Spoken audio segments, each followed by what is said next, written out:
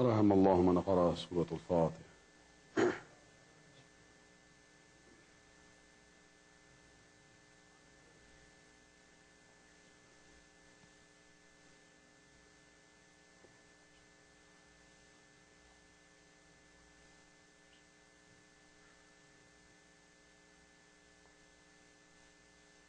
أعوذ بالله من الشيطان اللعين الرجيم. بسم الله الرحمن الرحيم.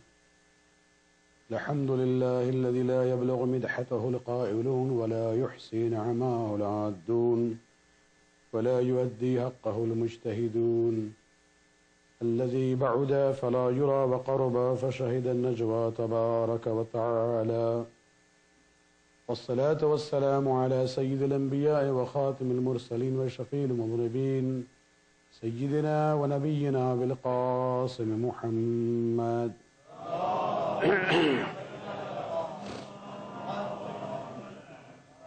وعلى أهل بيته الطيبين الطاهرين المعصومين الذين أذهب الله عنهم الرجس وطهرهم تطهيرا.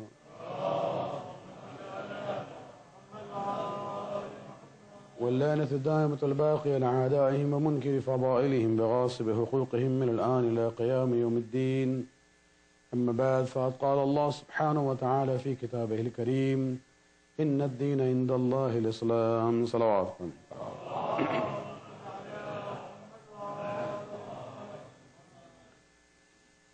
The series of this Majalis for this ashra, where we commemorate the Azhar of Sayyid al-Shuhada, we have been talking about the theme of continuity and change from the Islamic perspective, in an attempt to answer the question that how can a religion which came 1400 years ago in the Arabian Peninsula still be a relevant faith for us and a source of guidance for us in the western part of the world in the 21st century. And as I've been saying, that the answer lies in the ability to distinguish what is known as the constant values of Islam and the variable ways of doing things. And this is what I've termed as continuity and change in Islam. We looked at this phenomenon beginning with this concept that there are three areas where this issue can be discussed. When it comes to the system of beliefs, the i'tiqadat, there is no room for change there. When we look at the system of rituals, ibadat, there is a mixture of continuity and change. There are many areas of the ibadat which are constant.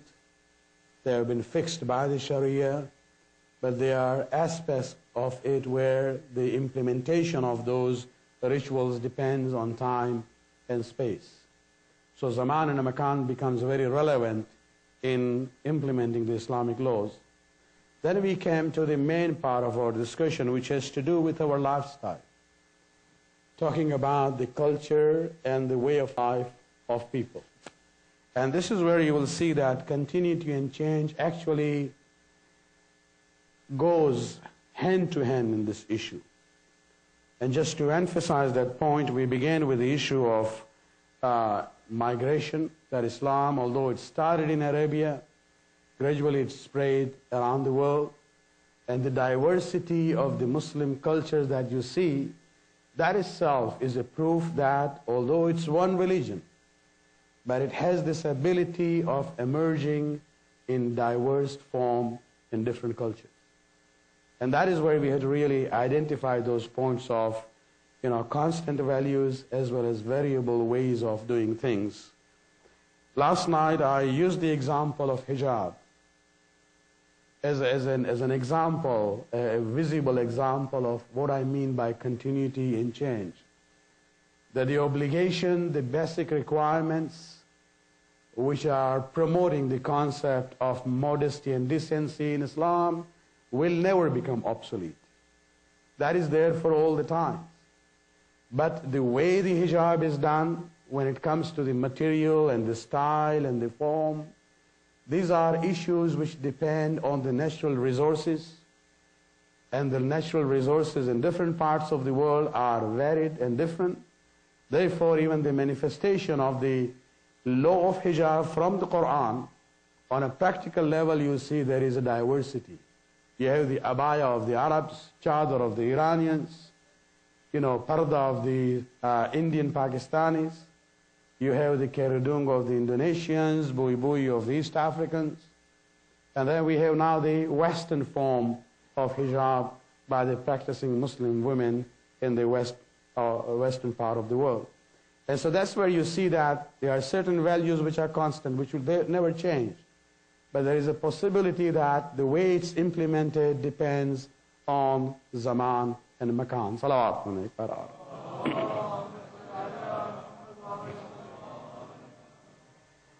I ended up in Urdu last night talking about the example from this sixth Imam, and I'd like to actually go back to it before I continue, that when it came to the issue of dress, there the sixth Imam, when he was questioned by a Sufi, that how can you allow yourself to put on the dress of a better quality while you are the descendant of Rasul and Ali?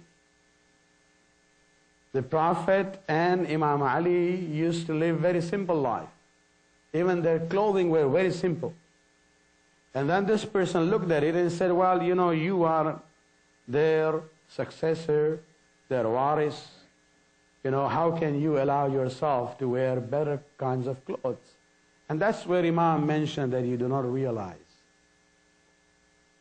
The Prophet lived in a time that if I was at that time, I would have used the same clothes that the Prophet was using. Because it has to do with the issue of zaman. As the leader at that time, where the standard of living was low, the demand of religion, and that's the constant value in Islam, that the leader has to live according to the common people's standard. And so Rasulullah and Ali, practiced that. But then the sixth Imam says that if you look at the lifestyle of the Muslims now, the Muslim empire has expanded, economic resources have increased, the standard of living of Muslims has gone up. And by looking at that higher standard of living, I have allowed myself to wear the clothes which are of a better quality than those of the days of Rasul and Ali alayhi salatu wassalam. Salawat. So that was to deal with the people who are rigid. Do not differentiate between the time and space that we are. Tonight I would like to talk about not people like Sufyan as-Sawri who objected to the sixth Imam. Today I would like to deal with the other side of the discussion. And that is the issue of modernity itself. Because when we talk about this issue, we have to realize this is a very complex issue. I don't want anybody to live the series of gatherings that we are having, with a wrong kind of understanding when I'm talking about continuity and change.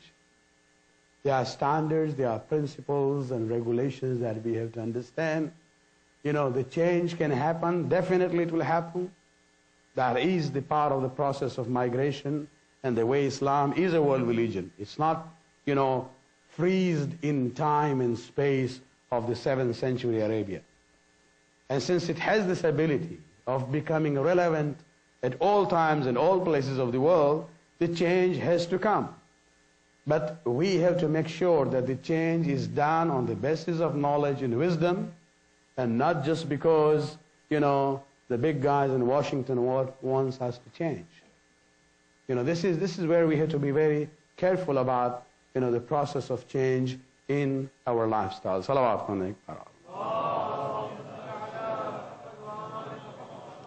One of the unique problems that a Muslim in the Western world faces, which is even historically unique, it never happened before, is that Muslims in the past, you think of a Muslim who is from an Indian background. Traveling was not easy that much. Most of the Muslims in India would have born and died and lived in that area only. for majority of them, they saw the Islam manifesting in their own cultural background. The clothing, the food, and everything was done, yes, halal, everything according to Sharia, but with the Indian culture context. Then you had, for example, an Afghani Muslim. You will see the same situation. Then you have an African Muslim. Majority of them were born and they died and lived in their areas only. And they see only one manifestation of Islam as far as the cultural manifestation is concerned. Now we come to the western part of the world. And now you find yourself that you are a Muslim and Shia. You go to an Imambara, then you say, okay, I'm not alone here. We are minority, and within the minority we have people who have come from different parts of the world. Maybe for the first time we come to realize, okay, we were Shia Muslims in our own countries, but now for the first time we see, for example, a Shia Muslim from Afghanistan or a Shia Muslim from Lebanon. And this is where sometimes, for us, this was a new phase of interaction of the Shia Muslim from different cultural background getting together in the same place in the Western society. It is good. This diversity itself is healthy for us. But sometimes that also creates problems because the preferences are different in certain things, how it's done. Even the way of, the styles of doing things. Everyone is doing azhar, but their style is different.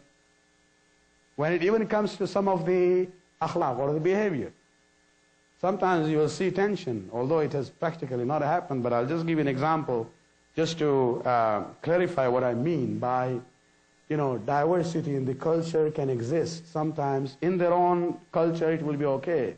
When you put it together, you might see a situation of conflict. You look at the issue of smoking. And I'm not going to talk about the mas'ala of it. That's for some other time, whether it's haram or not. But in South Asian culture, in general, it was considered, and this is not only Muslims, South Asians, whether even Hindus, it was rude and inappropriate for a person to smoke in presence of somebody who is older to them. Even grown-up sons would never smoke in presence of their father, even though the father is a smoker himself. But it will be considered to be disrespectful. Now think of that, doing that in the masjid. Well, that's disrespecting your father. You are now disrespecting the masjid in Mambara. The custodian will bring the stick and throw you out. They take it as an insult to the masjid or the Hussainiyah. Then you go to Iran, at least in the pre-revolutionary era, I don't know now it's still common or not. If you go to somebody who has passed away and they have a memorial, Majalis al-Fatiha, the tradition was in the Imambara, you go there, everybody is sitting, there is one person reciting Quran on the mic, everybody gets this juz of Quran to sit down and recite before the Majlis starts at the end.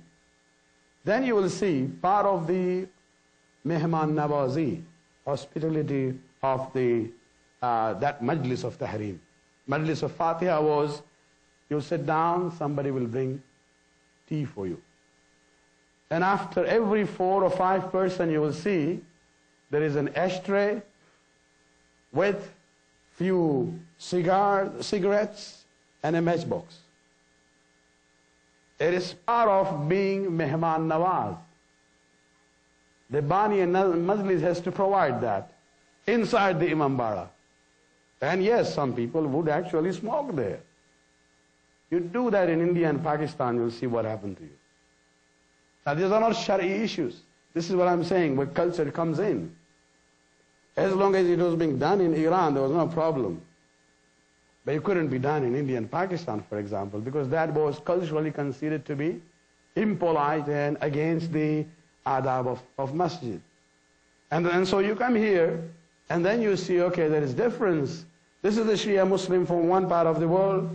This is also a Shia Muslim from another part of the world. We believe in the same things. I'taqadat are same. The ibadat are same. But there are certain preferences where he has, he doesn't have. Or he would have and he would not have. And that's where we have come to realize that, we are in this phase of actually establishing a new cultural context for the Muslims who will be Muslims in the West. Salawat for Iqbal.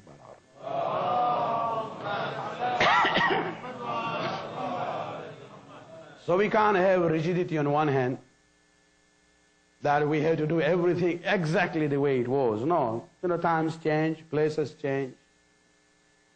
But we cannot even be naive modernists to turn back against the tradition and the culture totally. In the name of modernity, in the name of progress, everything new is automatically valid, everything old is automatically backward. No. And this is where the issue comes up that, we cannot forget our past, neither can we ignore the reality of the present. We have to have that, healthy middle ground where we can understand what does Islam wants from us in given time and in given space. Salawat.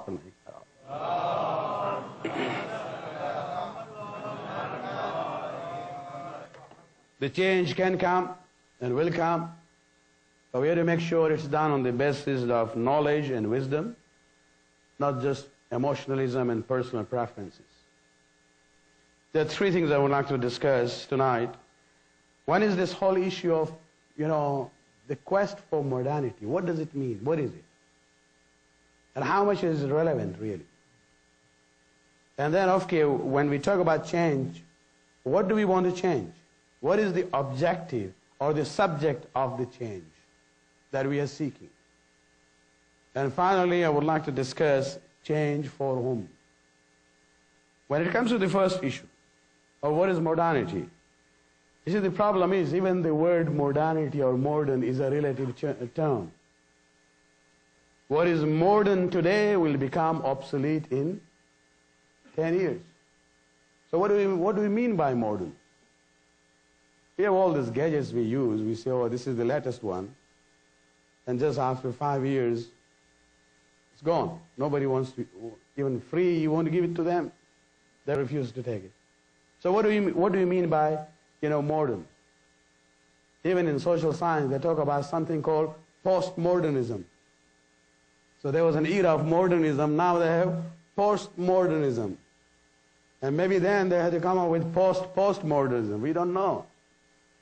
So this whole issue, when we talk about modernity, we have to ask this question, what does it mean really? And this is where we have to realize that, we cannot just go with things because it is modern.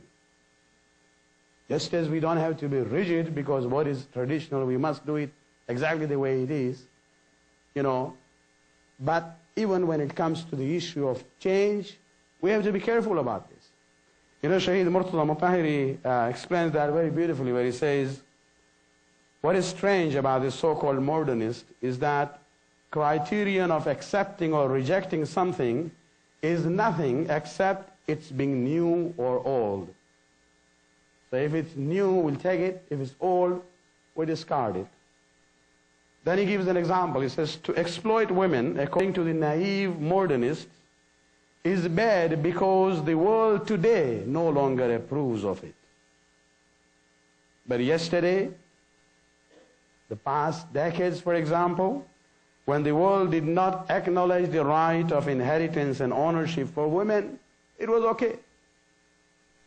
So when we look at this issue, we have to be careful, what we are talking about. In Canada, till about 1930s, women didn't have the right to vote. Why?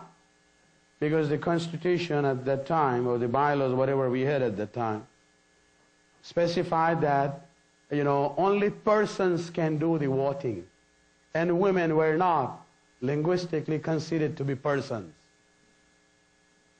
Until some of the women started this movement on this issue, and even the Canadian government could not decide. It has to be sent to London. And there they said, okay, now we modify the language. Person includes women also. So the whole issue of the right to use their own property. In America, this law actually came after the interwar era, when many men went to war. The factories were empty, didn't have workers, but there was no incentive for women to come and work in the factories, because whatever they will earn, they cannot use it. It is the husband or the father who has the right to give the permission whether they can use their own property or not. So the laws were modified in order to give this incentive to women to come into the factories and work. That, okay, now you have the right to use your own earnings. And when we look at Islam, Islam doesn't look at this issue, okay, now it's okay, now it's not okay. 1400 years ago, in Islamic theology, you will never find this discussion about humanity as a status for women. It was taken for granted. There is not a single discussion that I have seen in the Shia theological works where they ever discussed whether women are human beings or not. Unlike the Christian theology where they had the discussion even about black people, whether black people have soul or not. Our theology 1400 years ago didn't even look at this issue, because this was a non-issue for us. It was taken for granted that men and women are equal human beings. If you look at the term of nafs in Quran, which is used for the soul of the human being, it's interesting that grammatically the soul is feminine. And so even the soul of the male is feminine in Arabic grammar. And so the point here, Sayyid Murtada Mutahiri wanted to bring is that, we don't just go because, everybody is saying, yeah, this is modern, so we do it. No, the change has to be there on the basis of wisdom. Salawat alayhi.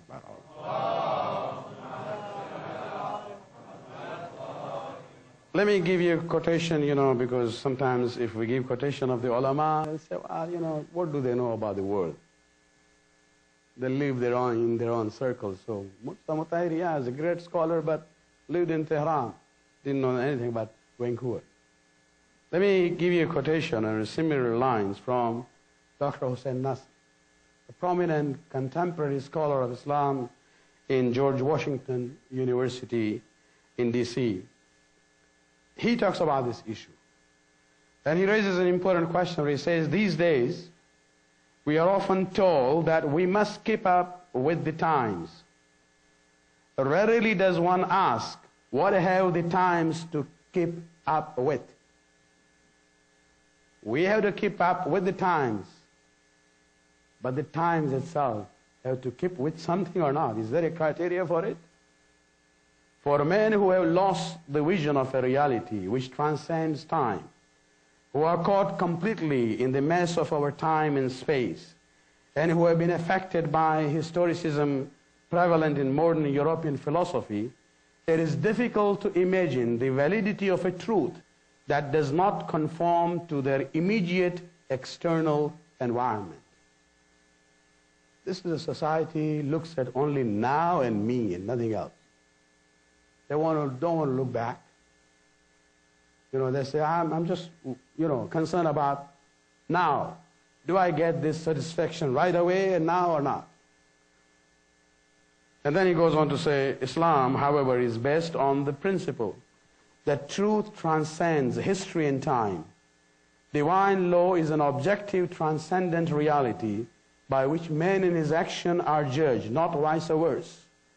What are called the times today are a large extent a set of problems and difficulties created by man's ignorance of his own real nature and his stubborn determination to live by bread alone.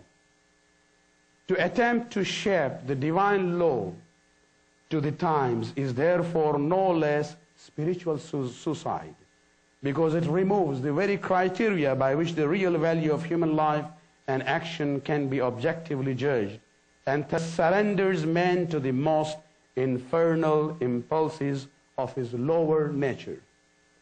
And so, when we see, we have to realize that we are talking about change, yes, but the change has come on the basis of wisdom. We really have to be careful about it. Let me add one more statement from one of the Canadian philosophers,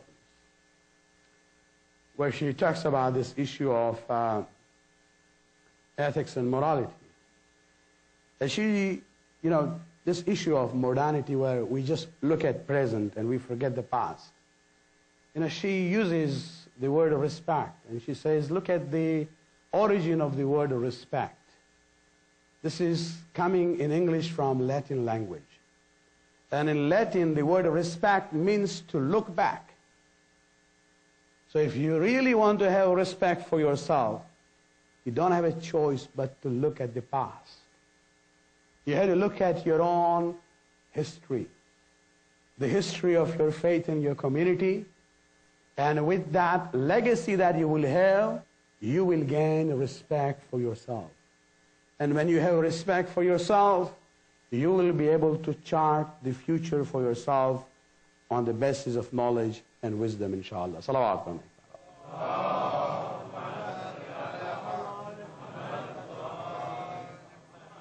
This debate about tradition and modernity is not a new one.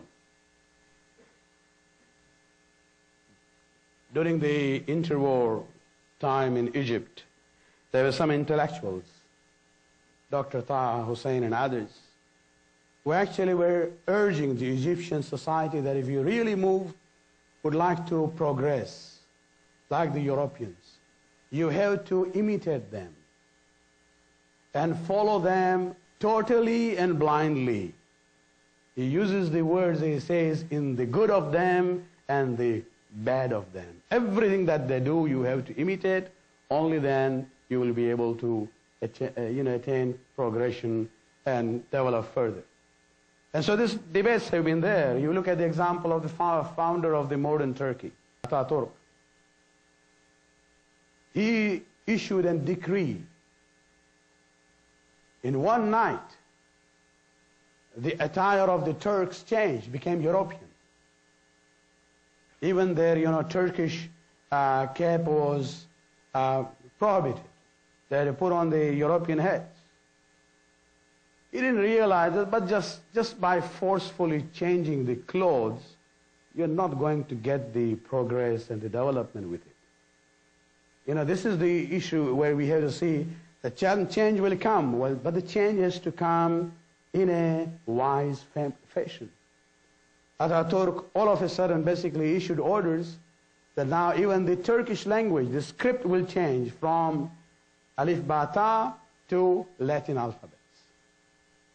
Totally cutting off the community from the legacy of the centuries of civilization that they had. And this is where we are talking about that when we talk about change, yes, change has to come, but not in a drastic manner that we completely cut off from our culture of the past and the traditions of the past. Salawat.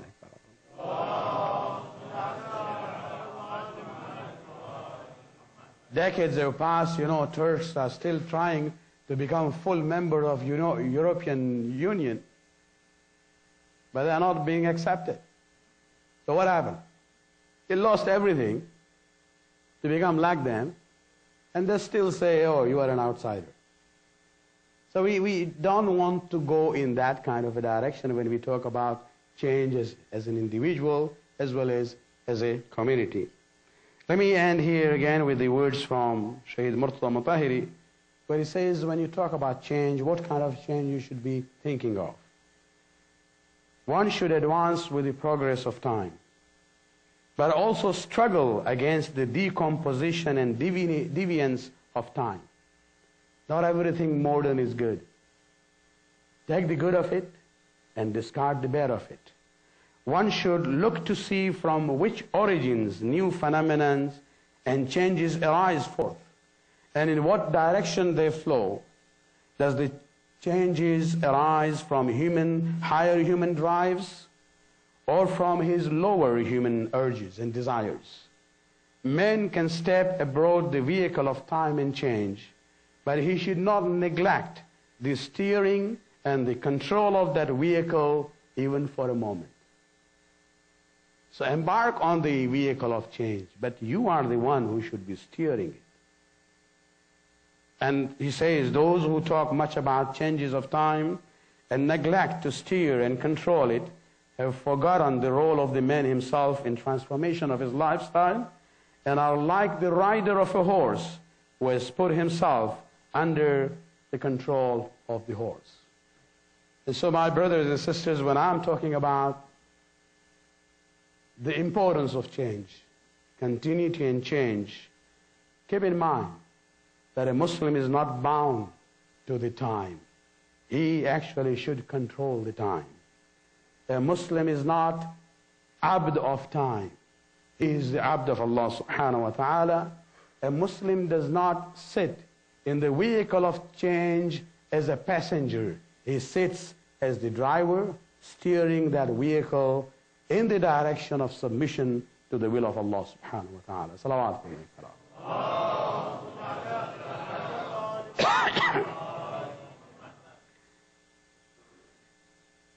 Change for what?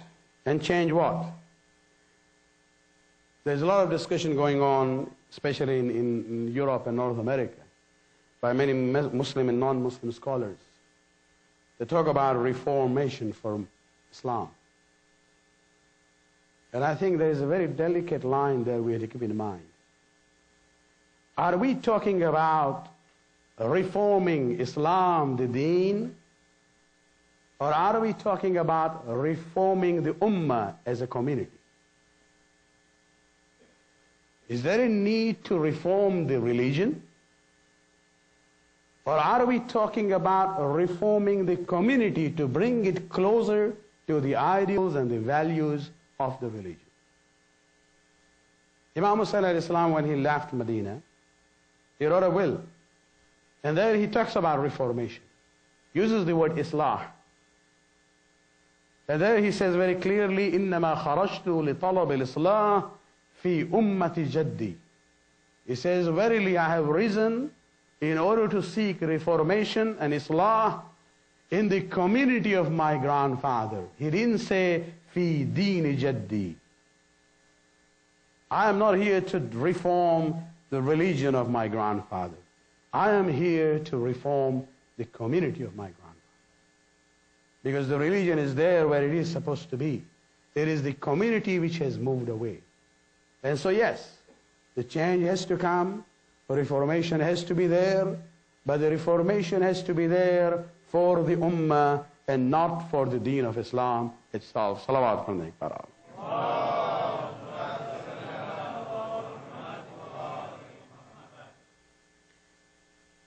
One of the important things that even Dr. Hussain Nasr has highlighted, and I think it's important to keep in mind, that he says, we as Muslims who have moved to the western part of the world, one of the things which is lacking is that we don't have scholars and experts who go into the universities and study the Western culture and the Western society. We have Western scholars who go to the Middle East. They study the Muslim society, come up with theories and their own analysis about it.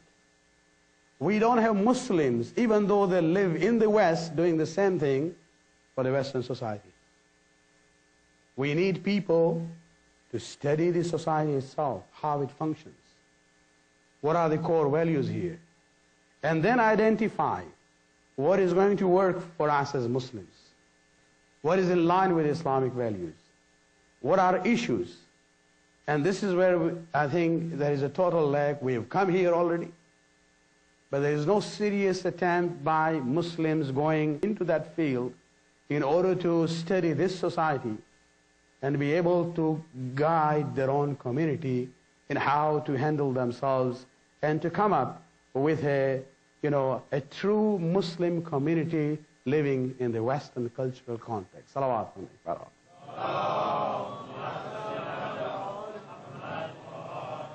One of the serious problems that the modern society in the West has, and which we cannot neglect, and this is the area of tension between us as Muslims living here and dealing with these issues, and that is this whole sense of the modern value of rebelling against tradition. Now this might sound very harsh.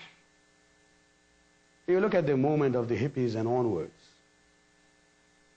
There was a new phenomenon in the Western world where the issues were that, well, we would like to rebel against the values of our fathers and forefathers, not because we found something wrong with that. We just don't want it. We want to have a new way for ourselves. This sense of rebellion, this is sometimes, put, and this is a new phenomenon again. It didn't exist in the past. Changes came in societies all over the world, but they came gradually. This was the first modern phenomenon where we see that the whole community and a sector of it, on a large scale, wants to go in the direction of throwing all the values of the forefathers. And this is known as a generation gap. This is a new bala. Didn't exist before. The generation gap, the values of one generation and the values of the other generation. There is a total gap there. And there are, of course, many, many problems. And we have to look at that. One of the social issues that this Western society is facing is because of that. Total rebellion against the traditions of the past, where everyone is now their own God. They're not really responsible to anyone. And unfortunately, sometimes even our own people say, well, we live in this environment and this should be acceptable. We also have to move away from the traditions and rebel against the traditions of our forefathers, just because they are traditions. Not that they really have a genuine reason to say this doesn't work anymore, for example. Sometimes that is also put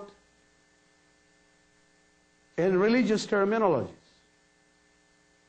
I've been hearing many news English speakers in the West. Many of them quote a so-called hadith of Amir al-Mu'mineen. And they say, see, even Ali said this. There is a supposed hadith attributed to Ali where he says, where he's supposed to have said, لا تقصروا أولادكم على آدابكم فإنهم مخلوقون لزمان غير زمانكم. Do not compel your children on your norms or your customs, because they have been created for a time which is different from your time. Very progressive idea, huh? And if it is from Ali, then, what is the problem with it? The problem is that being somebody who has benefited quite a lot from the thoughts of Sayyid Murtaza Mutahiri. Long time ago, when I was still a student in Qom, I remember reading in his one of the lectures which was published, where he raises doubt about the authenticity of this statement. He says this is not from Ali. He says this sounds like a view of somebody who believed in relativity of moral values. There is a school of thought which says moral values change from generation to generation. And so it seems somebody, believed in that, and they're attributing that to Ali. Now, the time when Shaheed Murtaza Mutahiri raised this out about this statement, that this is not from Ali, this was not the era of computers. Alhamdulillah, now we have all Islamic sources, in a digital form. And many, many years after that, when I started, being dependent on these computers and the data and this and that, I remembered that. I said, let me try and see whether the suspicion raised by Shaheed Murtaza Mutahiri is valid or not.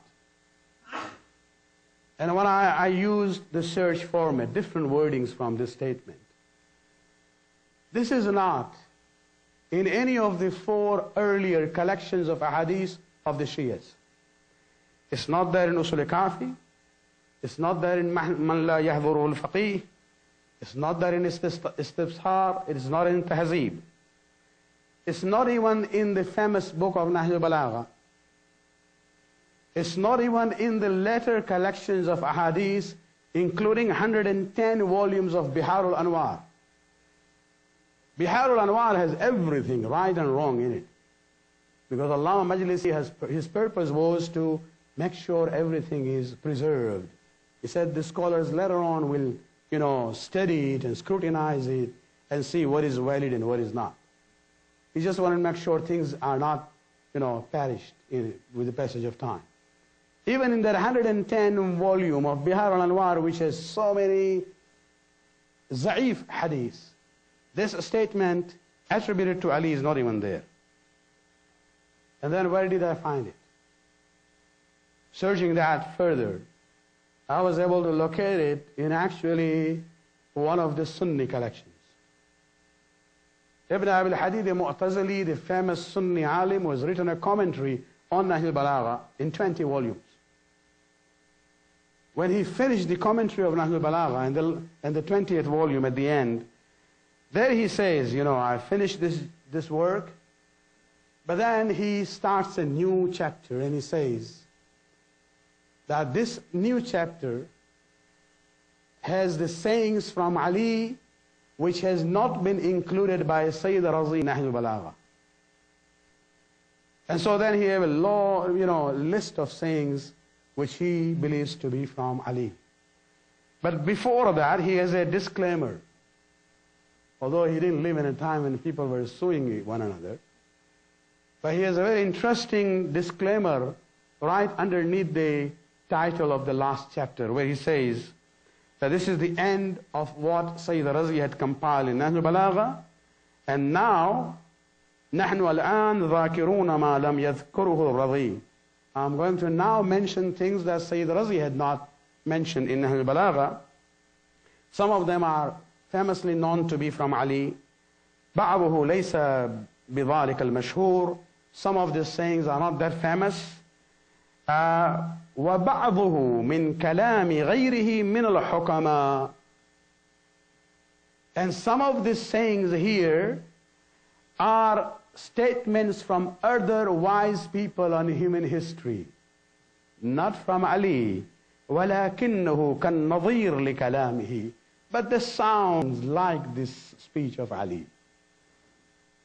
With that kind of a disclaimer, if you have a statement there, without any sanad, without any reference, you will not accept it. And so this is where, and looking more into it, using this search capability, actually this is there in the Arabic writings and the statements of the Greek philosopher Socrates. And so next time you hear somebody sitting on the minbar and saying, even Ali said, don't raise your children by your norms, because they have been created for a time which is different from your time. Just tell them, if you want to promote this idea, do it, but not at the expense of Ali.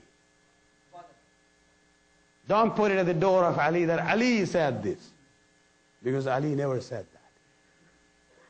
It is being used by many people, but this is not the statement of Amir al-Mu'mineen.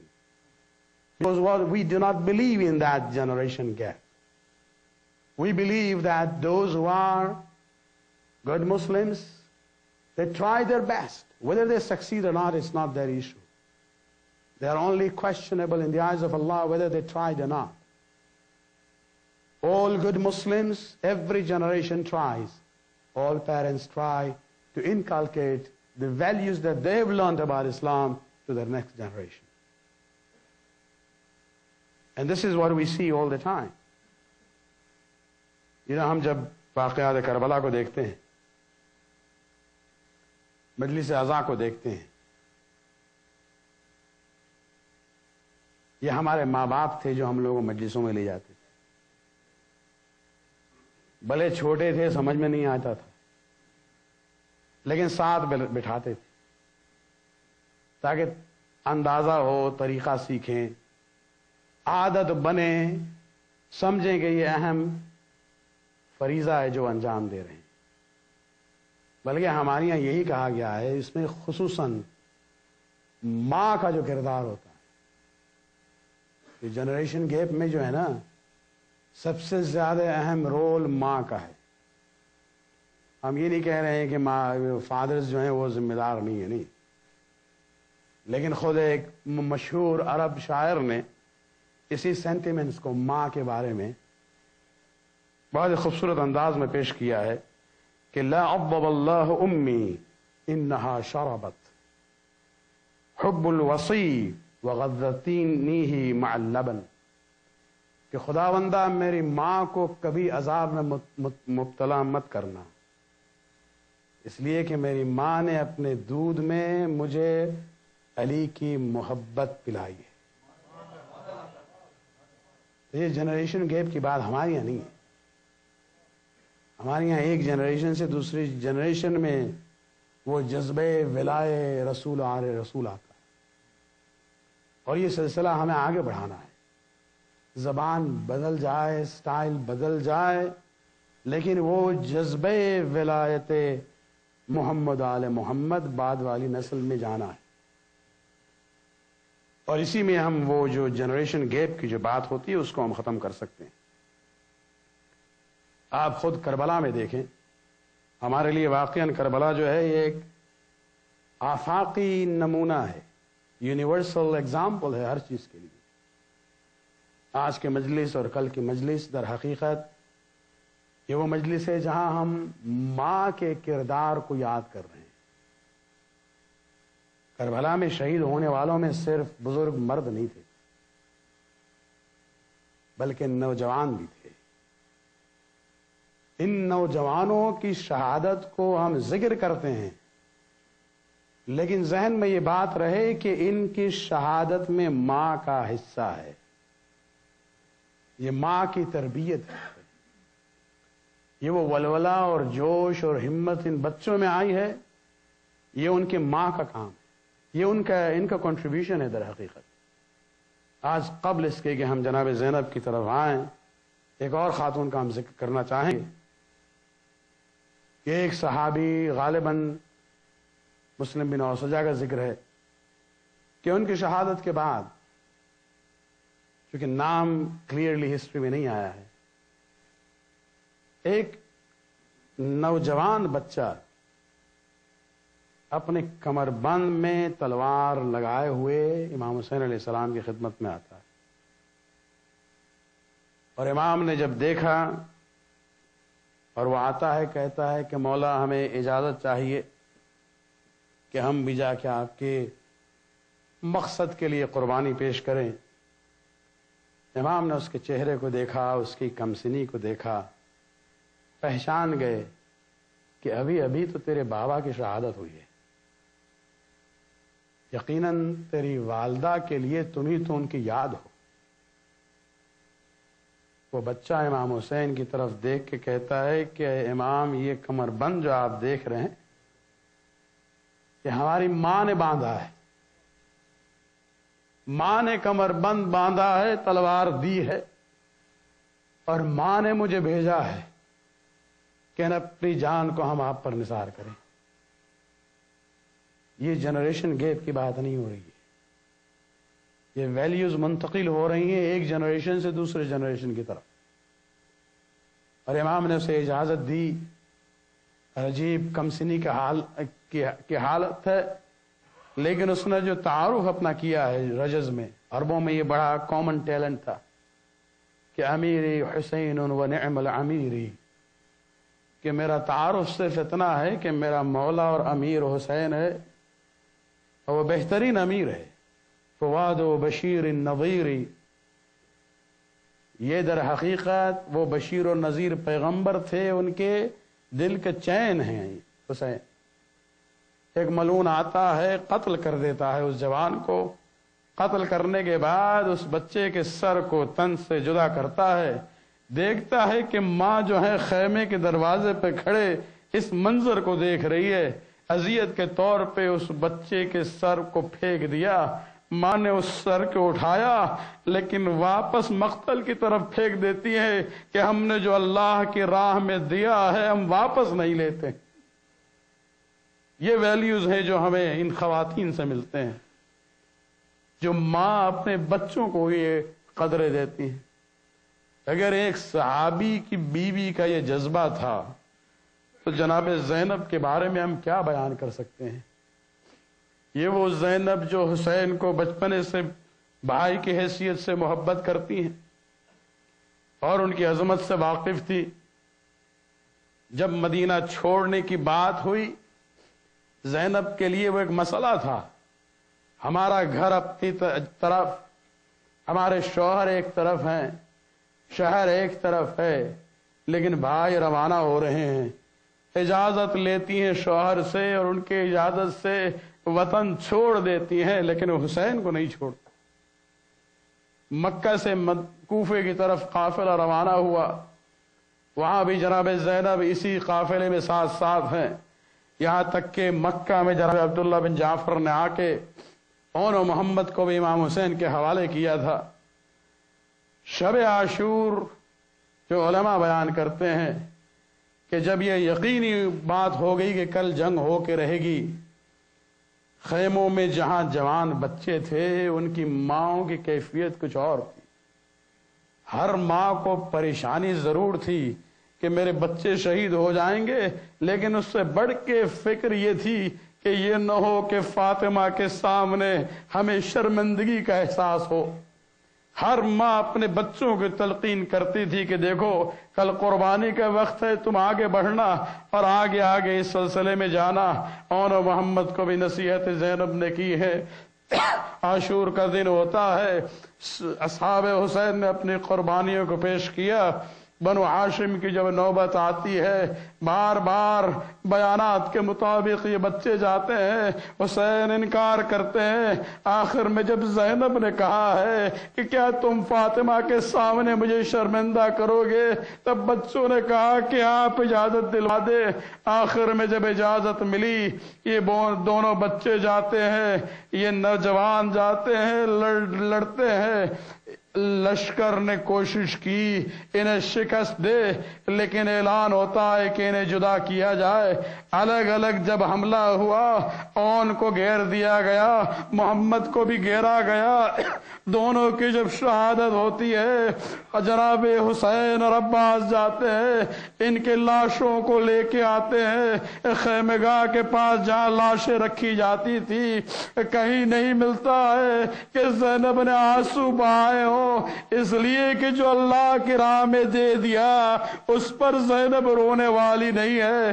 ہاں یہ کہا جاتا ہے کہ زندان شام میں جب آزادی ملی ہے اور جب عزا کا سلسلہ ہوا، جب سروں کو واپس دیا گیا ہے، وہاں 2 سر خالی پڑے رہے۔ جب کسی خاتون نے پوچھا کیا ان بچوں کی ماں نہیں، اس وقت زینب نے کہا ان بچوں کو یتیم نہ کہو، ان کی ماں بھائی حسین کا غم منا رہی ہے۔ الا لعنۃ اللہ علی القوم الظالمین سیعلم الذین ظلموا من قلبهم ماتم حسین۔